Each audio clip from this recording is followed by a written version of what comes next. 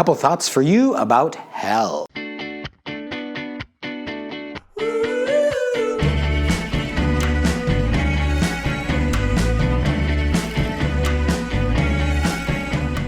Every once in a while, you have some media personality, sports personality. Someone will come out and be opposed to Christianity, to official religion, maybe just identifying themselves as spiritual. And one of the most common reasons is they will say, well, I just can't believe in a God who would condemn half the world to hell, to suffer in eternity. What sort of loving, all-caring God would condemn half the people that ever existed to hell? Let's think about that and get a good Catholic answer to that, and to understand hell in maybe a more clear light. This is a good example, though, or a good reminder for us of why our religion is something that's not just about our feelings and our experiences, but also about truth. As Jesus says with his own blessed lips, I am the way, the truth, and the life. He gives us the fullness of truth in himself. We have access to the Father in the fullness of truth. Jesus says to us as well in that same book of the Gospel of John that I will give you the Holy Spirit, and the Holy Spirit will teach you all things. And so our faith must also be guided by truth. So, what truths can guide our faith with regard to hell, and to help us see it not just simply as God being a big old meanie, that mean God? Well, in thinking about how to describe this, a painful memory of my own came back. Thanks for your concern. I'm doing pretty well. But this painful memory came back to me. Many years ago, over a decade ago, I had a friend who I worked in ministry with.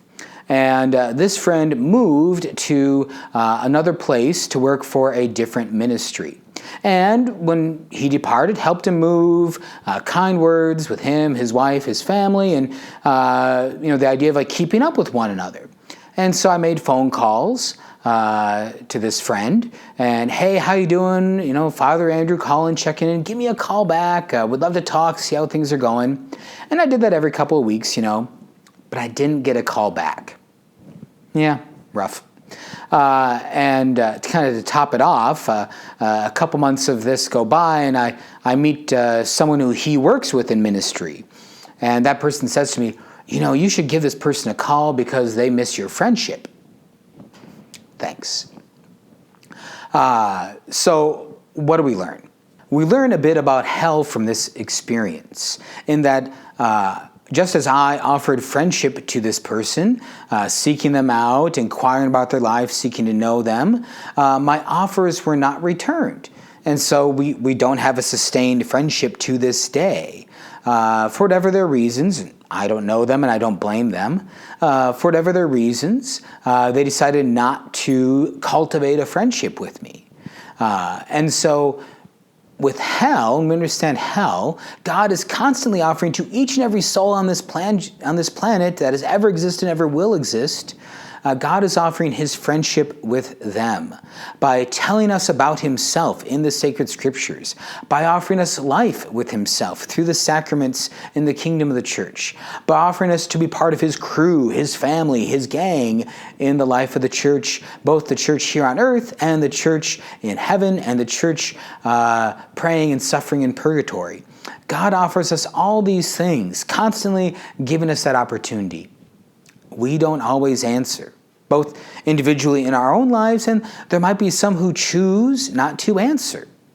Now, the judgment of hell, or the coming of hell, is for those whom God says actually knew what they were rejecting when they were rejecting it. And so hell then becomes that place for those who choose not to be with God for all eternity. So maybe that little story will help you better understand hell.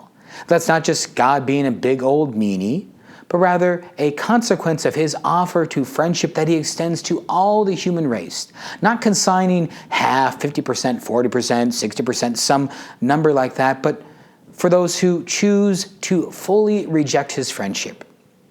I'm Father Andrew Dickinson from Pius XII Catholic Newman Center. God bless you.